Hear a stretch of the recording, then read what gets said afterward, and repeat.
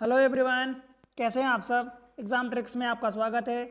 देखो, एसबीआई ने अपने assistant manager engineer online post निकाल दी है 2024 के लिए। ठीक है दोस्त, अच्छी खासी पोस्ट निकली है। असिस्टेंट मैनेजर इंजीनियरिंग फील्ड में जो निकाली है उसमें 169 पोस्ट है। ठीक है दोस्त, तो पोस्ट अच्छी खासी है, आपको ध्यान देना है। देखो, मैं डेट की बात करूँगा, सारे इन्फॉर्मेशन दूंगा आपको। डेट की अगर बात करूं तो आज 22 नवंबर है 2024 से 12 दिसंबर 2024 तक आपको फॉर्म भरना है, अप्लाई करना है। ठीक है दोस्त, 12 दिसंबर ध्यान रहे, ऑनलाइन की लास्ट डेट है। पोस्ट का नाम जो है स्पेशलिस्ट कैडर ऑफिसर है, SCO। ठीक है दोस्त, ये चीज़ें हैं। मेन चीज़ों की मैं बात करूं, सारी चीज़ें मैं एक एक करके आपको बताऊंगा।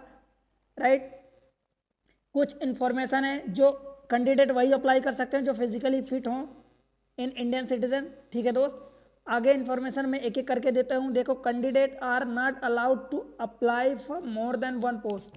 आप एक से ज़्यादा पोस्ट के लिए अप्लाई नहीं कर सकते हैं। ठीक है दोस्त, तो ये चीज़ें आप ध्यान रखना।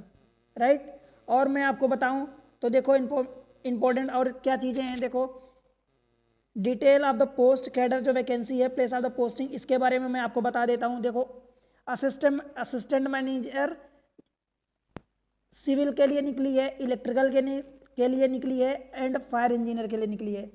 ये इनमें आप देख सकते हैं कि SC ST की ये आप पोस्ट वाइज देख सकते हैं। ठीक है दोस्त, टोटल वैकेंसी आप देख सकते हैं 30 एंड 40, इधर 30 निकली है। 30 किसमें बैकलॉग वैकेंसी, टोटल 30 और बची है। आपकी जो पोस्टिंग जो होगी भारत में कहीं भी हो सकती है, ऑल ओवर द इंडिया। ठीक है दोस्त, देन देखो मेन चीज़ें और क्या क्या हैं। इंपॉर्टेंट पॉइंट में ये है कि posting placement utilization of the selected candidate will be done at the sole description of the bank. मतलब ये पूरी तरह से बैंक पर निर्भर करेगा कि आपको कौन सी जगह पर पोस्टिंग दी जाती है। जो एज रिलैक्सेशन है वो भी आपको सब दिया जाएगा। एज रखी गई है मिनिमम 21 साल और मैक्सिमम 30 साल। ठीक है, और जो एज में छूट दी जाएगी वो जैसा कि गवर्नमेंट ऑफ इंडिया देती है, लाइक SC ST को 5 साल, OBC को 3 साल, फिर PWD कैंडिडेट को आपको 10 साल दिया जाता है PWD के लिए, तो उसी के अनुसार ये भी यहाँ भी दिया जाएगा। ठीक है, एज रिलैक्सेशन हो गया। रही बात और कुछ इंपॉर्टेंट चीज़ें मैं आपको बता दूं दोस्त, तो देखो इंपॉर्टेंट चीज़ों में क्या है, detail of the educational qualification अथवा वर्क एक्सपीरियंस। देखो, जो पोस्ट है असिस्टेंट मैनेजर इंजीनियर जो सिविल इंजीनियरिंग के लिए बात करी गई है, इसमें मिनिमम 60% होना चाहिए। एंड एसेंशियल में आपको क्या है कि देखो, 1/10 यानी 1 अक्टूबर 2024 से minimum 2 year of the experience in construction maintenance of the multi storey commercial इन सब। ठीक है, इंस्टीट्यूशनल रेजिडेंशियल बिल्डिंग में आपको 2 साल का मिनिमम एक्सपीरियंस होना चाहिए। ठीक है, असिस्टेंट मैनेजर जो इंजीनियर इलेक्ट्रिकल के लिए निकाली गई है उसमें भी आपको मिनिमम 60% मार्क्स होना चाहिए, यह आप देख सकते हैं दोस्त। ठीक है, आपको और क्या चाहिए उसमें, मिनिमम 2 ईयर का एक्सपीरियंस चाहिए। ठीक है दोस्त, मिनिमम 2 ईयर का एक्सपीरियंस आप देख सकते हैं। Installation, handling and maintenance of the electrical equipment, ये सारी चीज़ें। असिस्टेंट मैनेजर जो आपको फायर इंजीनियर, मतलब 3 कैटेगरी में निकाली गई, एक सिविल के लिए, एक दूसरी इलेक्ट्रिकल के लिए और तीसरी फायर के लिए।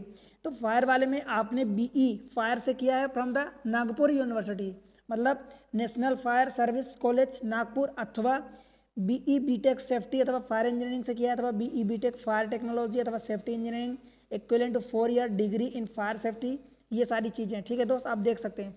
वर्क एक्सपीरियंस की बात करी गई है, जिसमें if educational qualification BE fire, ये नेशनल कॉलेज, ये चीज़ें आप रीड कर सकते हैं एक बार। ठीक है, स्पेशल स्किल की बात करी गई है, तो candidate should have good knowledge of the fire and prevention and protection system such as hydrant system, fire detection system, sprinkler system, along with the knowledge of the evacuation problem and fire audit। ठीक है दोस्त, आगे बात करते हैं दोस्त। तो important कुछ पॉइंट मैं आपको बता दूं। देखो, candidate should indicate the percentage obtain in the graduation calculated to the nearest 2 decimal in the online application. आपको जो भी आपका परसेंटेज बना है तो नियरेस्ट 2 डेसिमल तक रखोगे। ठीक है, फिर CGPA अथवा OGPA इज अवार्डेड, जो भी आपको मिला है, जिस रूप में आपकी मार्किंग हुई है, the same should be converted into the percentage and indicated in the online. आप उसी को परसेंटेज में कन्वर्ट कर दोगे।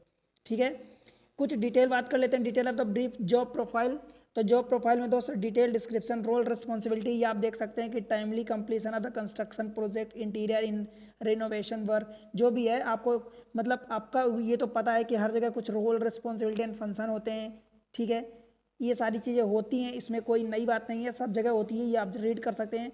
असिस्टेंट मैनेजर ये सिविल के लिए भी है, इलेक्ट्रिकल के लिए भी है, फायर के लिए, सबके लिए job job profile, role, responsibility होती है, सबके लिए होती है, ठीक। आप ये रीड कर सकते हैं।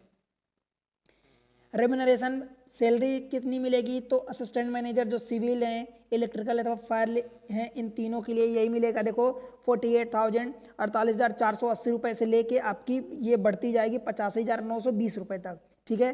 The official will be eligible for the DA, आप अगर होते हैं तो आपको डीए भी मिलेगा, एचआरए भी मिलेगा, CCA, PF, contributory pension fund, everything मिलेगा, सब कुछ मिलेगा, ठीक है दोस्त। फिर सिलेक्शन प्रोसेस कुछ है, तो सिलेक्शन प्रोसीजर में आपको बताऊं तो सिलेक्शन प्रोसेस में ऑनलाइन टेस्ट होगा, जिसमें प्रीलिम्स होगा, मेंस होगा, एंड देन मेरिट लिस्ट आपकी बनेगी तीनों के लिए। और फायर वाले में जो है तो शॉर्ट लिस्टिंग एंड इंटरेक्शन होगा। मतलब अगर सिविल के लिए बात करूं, इलेक्ट्रिकल के लिए बात करूं, तो ऑनलाइन टेस्ट होगा जिसमें prelims, mains and then interaction होगा। जो फायर के लिए होगा उसमें डायरेक्ट आपको शॉर्ट लिस्ट किया जाएगा, देन इंटरेक्शन होगा, ठीक है दोस्त। जो pattern of the online written examination होगा, देखो जनरल एप्टीट्यूड होगा जिसमें टेस्ट ऑफ द रीजनिंग, इसके 50 क्वेश्चन रहेंगे। देखो 50 क्वेश्चन 50 मार्क्स के, ये आप देख सकते हैं, राइट दोस्त।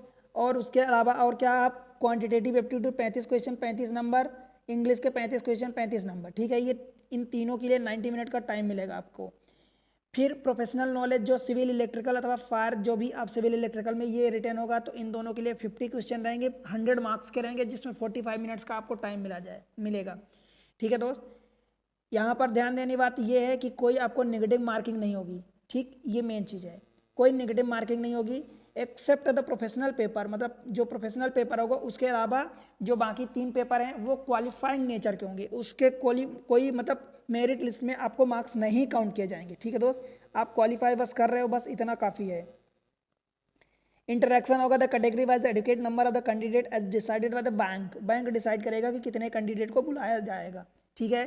For the interaction based on the performance in the online written test, interaction will carry 25 marks का होगा। जो इंटरेक्शन होगा, आप इंटरव्यू समझ सकते हैं, तो वो 25 नंबर का होगा। The qualifying marks in the interaction will be decided by the bank.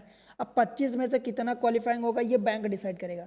Weightage की बात करूं दोस्त, तो जो रिटन टेस्ट होगा उसका 70% वेटेज दिया जाएगा, और इंटरव्यू जो होगा उसका 30% वेटेज दिया जाएगा, ठीक है। मेरिट लिस्ट जो बनेगी उसमें भी प्रोफेशनल नॉलेज को 100 मार्क्स में से काउंट किया जाएगा, और इंटरव्यू जो होगा उसको 25 में से और 70-30 का वेटेज दिया जाएगा। मतलब जो प्रोफेशनल नॉलेज या रिटन टेस्ट होगा उसको 70 का वेटेज, एंड इंटरव्यू को 30 का वेटेज, ठीक है दोस्त। ये चीज़ रही बात। Selection process for the post at serial number 3, जो ये शॉर्ट लिस्टिंग मतलब कैंडिडेट हैं फायर वाले के लिए, तो वही है कि आपका पहले शॉर्ट लिस्ट किया जाए, मेरिट लिस्ट बनेगी, देन आपका इंटरेक्शन होगा, ठीक है दोस्त। इंटरेक्शन में भी 100 मार्क्स होगा, आप देख सकते हैं। मान लो मेरिट लिस्ट में एक चीज़ ध्यान रखना कि मेरिट लिस्ट अगर 100 मार्क्स की आपकी अगर इक्वल बन रही है 2 कैंडिडेट की, तो जिसकी एज ज़्यादा होगी उसको दिया जाएगा ज़्यादा, ठीक है।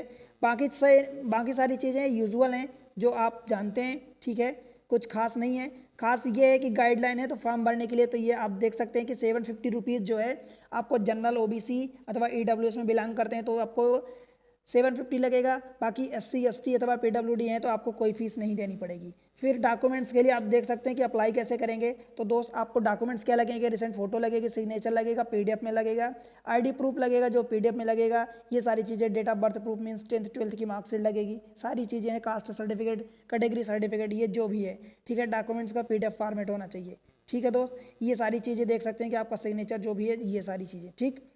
तो यहाँ पर आप अप्लाई कर सकते हैं www आप bank.sbi अथवा बैंक कैरियर, आप इस पर जाके ये और अप्लाई कर सकते हैं, ठीक है दोस्त। आगे बात करूं तो देखो मैथमेटिक्स के लिए इस चैनल एग्जाम ट्रिक्स पर आपको मैथ्स की एक से बढ़कर एक धांसू ट्रिक्स मिल रही है। आप किसी भी एग्जाम की तैयारी कर रहे हो, ठीक है, आप क्वांटिटेटिव एप्टीट्यूड मैथमेटिक्स वहाँ जाके देखो, एक एक चैप्टर की सेपरेट प्लेलिस्ट बनी है, आप विजिट करो, ठीक है दोस्त। चैनल पर अगर वीडियो अच्छे लगते हैं तो कमेंट्स करके बताओ कि आपको वीडियो अच्छे लग रहे हैं, कितना समझ आ रहा, कितना नहीं आ रहा। वीडियो अच्छे लगते हैं तो लाइक करो, चैनल को सब्सक्राइब कर लो पहली बार अगर आए हैं दोस्त तो, ठीक है। और अपने दोस्तों के साथ शेयर करें ताकि उन तक भी ये इन्फॉर्मेशन पहुंचे। चैनल को फॉलो कर लेना, देखो बेल आइकन को प्रेस करेंगे दोस्त, आपको तुरंत नोटिफिकेशन मिलेगा, चाहे आप क्वांट के लिए मैथमेटिक्स के लिए पढ़ाई कर रहे हो या रिसेंट कोई वैकेंसी निकलेगी तो